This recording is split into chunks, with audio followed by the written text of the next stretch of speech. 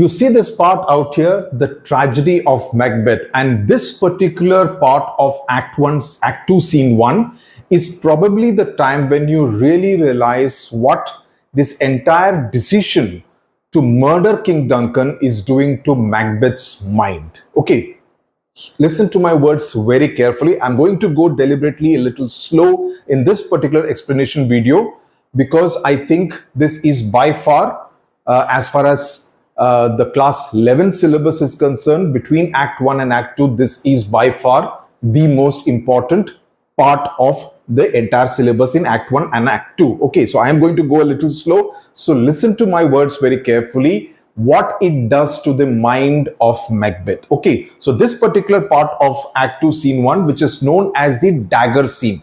The Act 2, Scene 1 is known as a dagger scene, but it is this part which is really the crux of the scene. In the earlier part, we have seen him in conversation with Banquo, and I told you about how Macbeth is trying to wean Banquo onto his side, but he's not very sure whether Banquo can be entirely 100% trusted. Okay, trusted, important word, please listen, mark it. Okay, now Macbeth, after both Banquo and his son Fleance have exited the scene, and in this part of the scene Macbeth is alone, so it is a soliloquy, that is a passage which is where he is talking to himself, and he sees an imaginary dagger. Dagger is a chaku kind of a thing, not a kitchen knife, of course, a dagger with which he plans to murder King Duncan. So Macbeth tells the servant, go tell the mistress, that is Lady Macbeth, when my drink is ready, she strikes upon the bell. That when my drink is ready, she should strike the bell, and you, that is the servant, can retire to bed. You can go to bed. She strikes upon the bell. Now, why is this message so important? The servant doesn't know. The servant is only going to be the messenger. The servant doesn't know the importance of the message, because the bell is a signal that he has successfully, Lady Macbeth has successfully drugged the security guards for King Duncan, and therefore the path to kill King Duncan is clear for Macbeth, and he can go to the chamber of King Duncan and kill him with the dagger. Okay, the servant is completely oblivious. He doesn't know about this, so he just has to convey it, this part of the message, to Lady Macbeth, and Lady Macbeth will understand, okay, what Macbeth is trying to convey. And then the moment the servant exits, now he starts imagining, is this a dagger which I see before me? This is an important line which you can quote in your answers also. Is this just imagine you are there, you're sitting with your textbook, any textbook, chemistry textbook, you're learning some chapter, organic chemistry, and you're trying to learn the formulae, learn the equations, learn balancing the equations, and suddenly you see something in front of you. It may not be a dagger, anything. You just imagine, what would it do to your mind? Or you think you are seeing some shadow outside the window. Just imagine what it would do to you.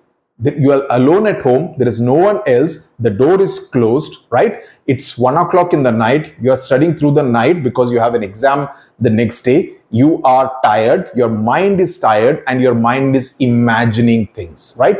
There is fear of the examination tomorrow because you have not studied enough.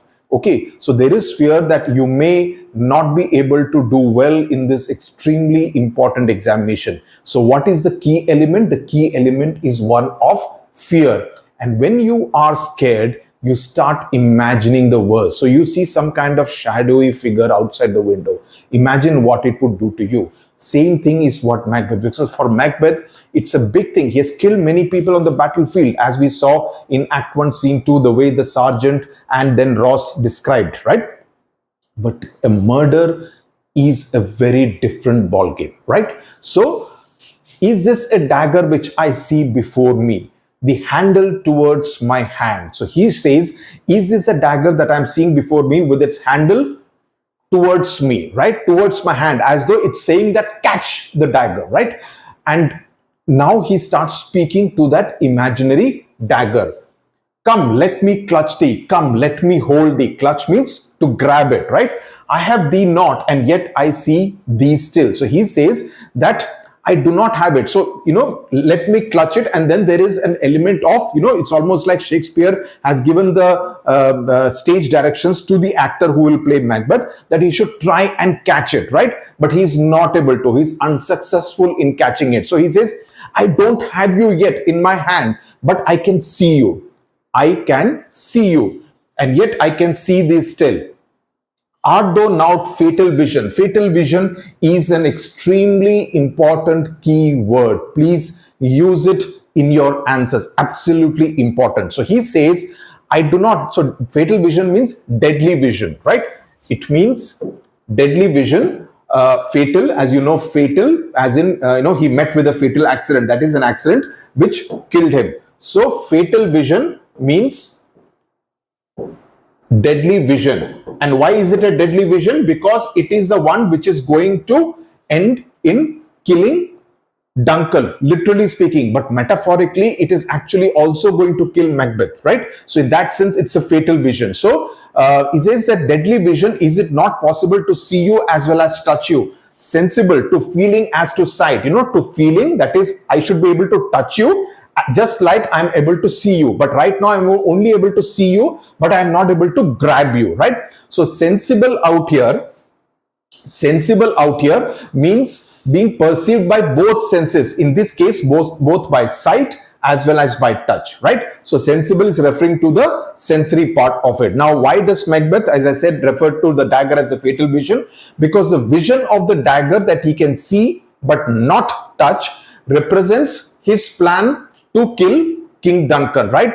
That's what his plan is. So in that sense, it is fatal. Therefore, the dagger is fatal to Duncan. A dagger is what he plans to use to kill Duncan. But metaphorically speaking, at the later stage, which we will study later, is how, it is a fatal vision because what he uses to kill Duncan, right? It kind of comes back to him because at the end of the play, he himself dies, right? So there is that element of karma which kind of catches up with. So in that sense, it's also a fatal vision for Macbeth himself. Or art thou but a dagger of the mind, a false creation? This is again important. A dagger of the mind, a false creation, proceeding from the heat oppressed brain. He says that, or are you a dagger created by the brain, right? By the mind, an illusion of my feverish brain. That is, heat oppressed means something which there is too much of heat out here because I'm thinking of this very criminal conspiracy. So there is, because of that, I'm imagining all this. So, so is it a dagger just created by my mind, by the mind? So the heat oppressed brain is because at that time, during Shakespeare's time, heat was considered as a fluid, okay, which could press on the brain and create and lead to fever and a delirious kind of behavior. Delirium means you start hallucinating, you start imagining, right? So are you able to get the atmosphere that I'm trying to create? A person, a solitary figure in a huge castle, all alone in the dead of night, imagining a dagger in front of him which he can see but not touch.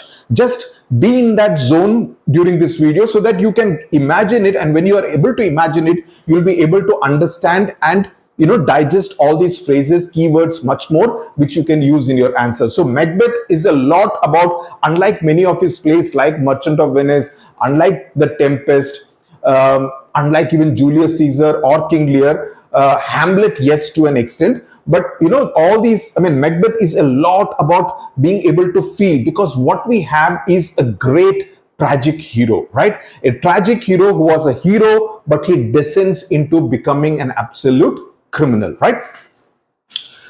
Okay, let's proceed. As I said, I'm deliberately going slow because you need to understand the scene very well. I see thee yet in form as palpable as this which now I draw. Now he says, I still see you. See you is who? The dagger. And you look as real. Palpable means real. Okay.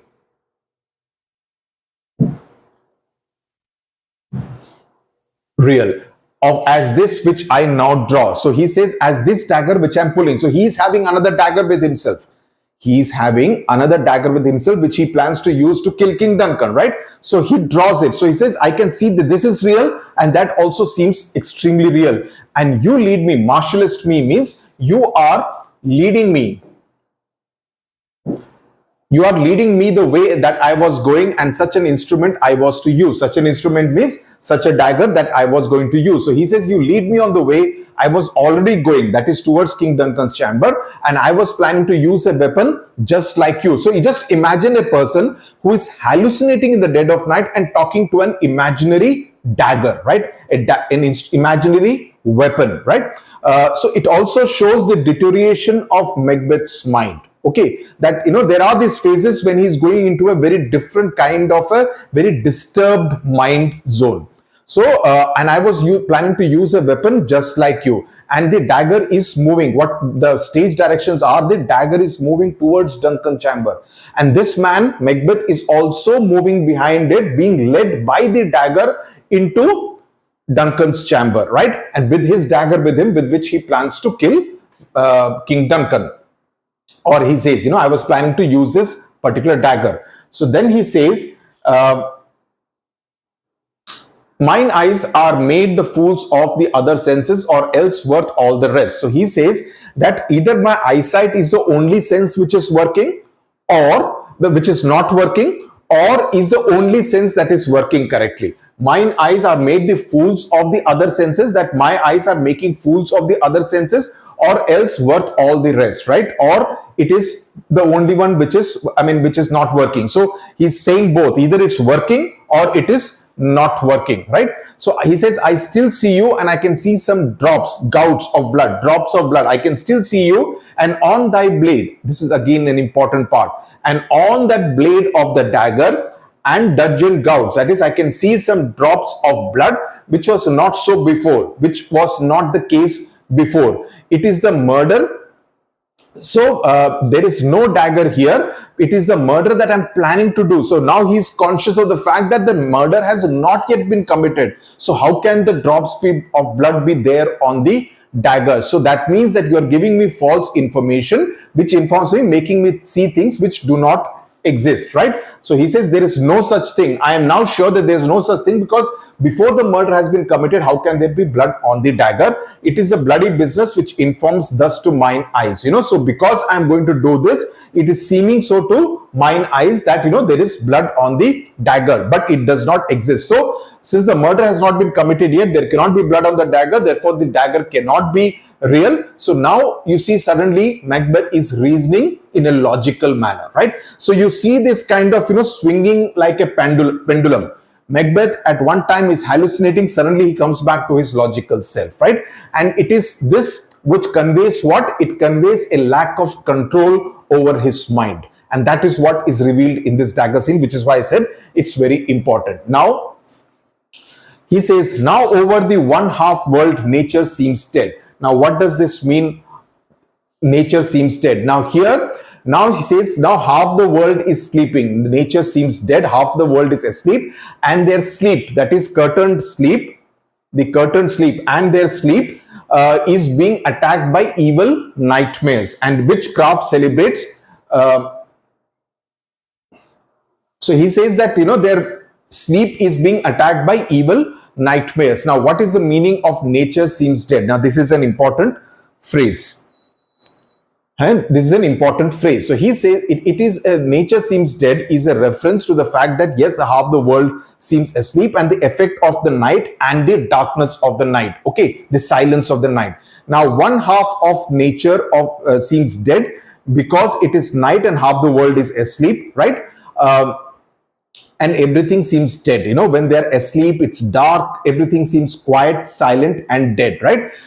In a metaphorical sense, however, Macbeth may also be referring to human nature, because at one level, he knows what he's going to do next, right? So it could be the fact that the world does not know what he's going to do. Nature seems dead. It's completely oblivious to what he's doing. Also, his own nature is kind of dead because it is allowing him to commit the murder. So you see, Macbeth, actually the interpretation can be at different levels, and in a subjective answer you can offer different choices because different critics have interpreted Macbeth differently, right, in many different ways, because metaphorically it can be interpreted many times because it is a very layered kind of a character, Macbeth as well as Lady Macbeth, right? So what they say, when they say, how they say, everything can be interpreted in a lot many interesting ways. So this is also, the literal thing is of the world being asleep, but the world being asleep, it's completely ignorant of what he's going to do. Macbeth himself, in that sense, he's referring to the fact that, his own human nature seems dead, right, is very important. And the wicked dreams abuse the curtained sleep. So they're all having evil nightmares. After hallucinating about the dagger, Macbeth is not talking about the broader theme of the night and the dark. And wicked dreams abuse with the evil of deepest fears is a contrast to the peaceful serenity of curtained sleep. That when you are sleeping, you are at peace. There is a sense of calm. There is a sense of being at peace. Your mind is at rest. Your body is resting. But when you get evil nightmares, suppose you get a very disturbed dream, right? A dream that disturbs you. What do? You get up with a start, or you shout in your sleep, haven't you? I mean, you may not know, your parents may know that kal raat ko tum chilla rahe the, right? Why? Because you were seeing some kind of a bad dream. So when that happens, so that is what is happening of, wicked dreams abusing the curtained sleep. So that is the contrast which is being drawn out here. So Macbeth subsequently says, witchcraft celebrates pale Hecate's offerings and withered murder, alarmed by his sentinel, the wolf, whose howl is his watch, thus with his stealthy pace. Now what he's saying, now Hecate, before that, witches are offering sacrifices to their goddess Hecate, Hecate. Meanwhile, old man murder, having been alarmed, having been awakened. Now you see a lot of personification being done. I'll explain each one of them. By the howls of his wolf. Sentinel means guard. Sentinel, the word means guard, security guard. Walks like a ghost towards his destination. What is he saying? Hecate was a magician. Okay, and she was considered the queen of the witches. She was considered the queen of all the witches. Now this is again important because he has already had an encounter with the witches before. Always remember that, because they are extremely influential as far as Macbeth's life and important decisions are concerned right now. So she was considered the queen of the witches and the goddess of witchcraft, goddess of the underworld. Now she raised a temple to goddess Diana, who was the goddess of the moon, right, in which she performed human sacrifice. So Hecate's offerings are her rituals offering. Hecate's offerings are her ritual sacrifices which she makes to Diana. Okay, what is withered murder? Murder has been imagined as an old man or possibly a ghost. Old man's murder, it has been personified as an old man or possibly a ghost. Howl is his watch. Now the howl of the wolf and the sentinel or the guard is like the cry of the night watchman, who is supposed to keep the night safe for everyone, calling out the time hour, jaagte raho, 4 o'clock, 5 o'clock. That was the way it was done at those times. Okay, and then subsequently, with Tarquin's ravishing strides towards his design, moves like a ghost. Who is Tarquin? This reference also comes in Julius Caesar. Tarquin was a Roman king who raped and murdered his cousin's wife. Okay, and his cousin's wife, whose name was Lucrece, in the 5th century BC. Now Macbeth is comparing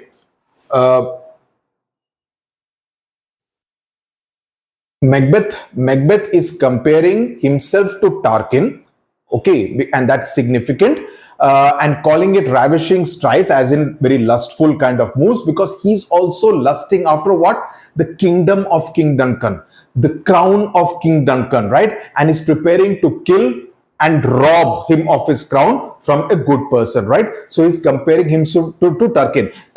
Now I will tell you something important after this. So you see all the kind of comparisons that Macbeth is making at this point in time. Just make a note of it. I will tell you. Now, subsequently, see, basically, let me tell it to you right now. Bhul jaunga. He's talking about all these evil figures: Hecate, Tarquin, the wolf, right?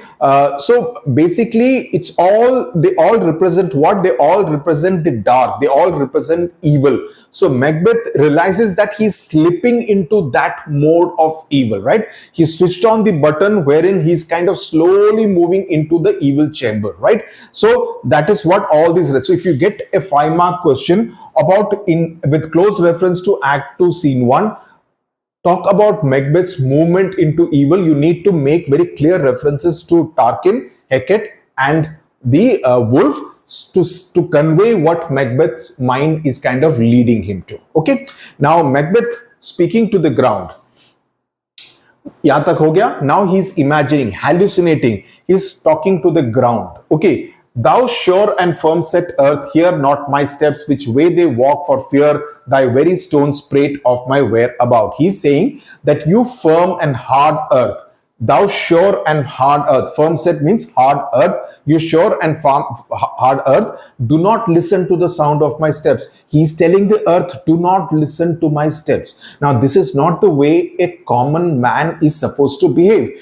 Do you, when you go to ransack the refrigerator at 2 o'clock in the night so that your parents, your mother can't hear what you are stealing from the fridge, right? A chocolate that you had kept and you want to kind of eat it, and you walk stealthily towards the fridge.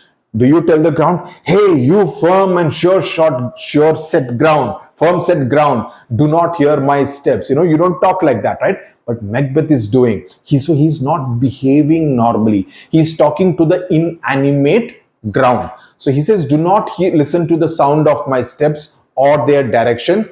I fear the stones may gossip, prate. I fear the stones of the ground may gossip of my whereabout, of what I am up to, what I am doing, and reveal where I am and break the awful silence which is appropriate for what I am to do. And if they make a noise, suppose I am walking on creaky kind of ground, it may create a noise and that may alert someone who will wake up and prevent me from doing what I am going to do. Understood? And take the present horror from the time which now suits with it. So he's saying that they will break the awful silence which is appropriate for doing what I am doing. While I talk here about the murder, Duncan lives, right? Whilst I threat, he lives. That is where, while I'm talking about killing him, he's actually alive, right? And talking destroys the passion. Let me not talk too much because it will destroy the passion that is required for me to commit this deed of killing. So it cools the heat of my willingness to act, right? So he realizes that this whole thing of talking to himself is actually killing the passion, the heat of the deeds to cold breath gives. So he says words to the heat, it kind of cools it off. It's not conducive to my committing this dark act. At that point in time, there is a bell which rings. So what so far you realize from what all you have heard so far from Macbeth is that he is a vacillating, what I told you, a pendulum kind of a Macbeth right now, right? He knows talking will destroy his evil passion. It shows that when he's left alone, he's actually capable of talking sensible stuff. He knows what he's doing, and he kind of, logically is kind of reasoning it. He knows that he's going to commit, which is not a very honorable kind of an act, because he's a man of valor and courage, as we saw in Act 1, Scene 2, right? The ringing of the bell is extremely important, and that's a very interesting stage direction that Shakespeare has given in Macbeth, that whenever Macbeth vacillates, whenever Macbeth seems unsure of himself, right? In that sense, I'm going to do this, the stones will hear me. There is that element of, that, I am doing this, which is not a very great deed. Whenever he's in that kind of a mind zone, Lady Macbeth ensures that he does not vacillate. The sound of the bell is like, that of a death or funeral, announcing the death or a funeral. So the timing is always very important. He says, I go and it is done, the bell invites me. So he says that I am going now and the deed is as good as done. Hear it not, Duncan, for it is a knell that summons thee to heaven or to hell. So he says, Duncan, do not hear the bell. because it is actually summoning you. It's actually inviting you to either heaven or hell, right? So I don't want you to hear it while the hour has come, the time has come, the bell invites me, for it is a knell, right? Because it is what you have that phrase, no, the death knell, ringing the death knell of someone. The word comes from here, that it is a summons for you to either go to heaven or to go to hell. So he's almost kind of, knell hell. Like the witches, he's talking in rhymes. So you see, Shakespeare is making these kind of subtle references, that he's kind of talking in rhymes whenever he's going to commit an evil thing. And that whole influence of the witches seems to kind of be there over him. Now, it's interesting that, Banquo also met the witches, but the effect of the witches on Banquo is not like that of Macbeth, and which is what distinguishes the two, and which is why I said Banquo is presented as a foil to Macbeth, as some kind of an opposite to Macbeth. And Macbeth moves from ambition, thereafter he'll move to isolation, like we have seen in this scene, and then he will go into alienation, separated from the other people. We'll see that in the later scenes in Act 2, subsequently in Act 3, and then finally in Act 4 and 5, he will be completely destroyed, annihilated, right? So this is like, the slide has started, and this particular part of Act 2, Scene 1, therefore, is extremely significant. I hope I've done justice to this. You have understood what it meant to convey. And as I said, this is an extremely important part of the play, especially from the long question point of view. So I will write those answers for you, not to worry. But I hope you have understood this, because understanding is key to your doing well in your examination. Tata, bye-bye.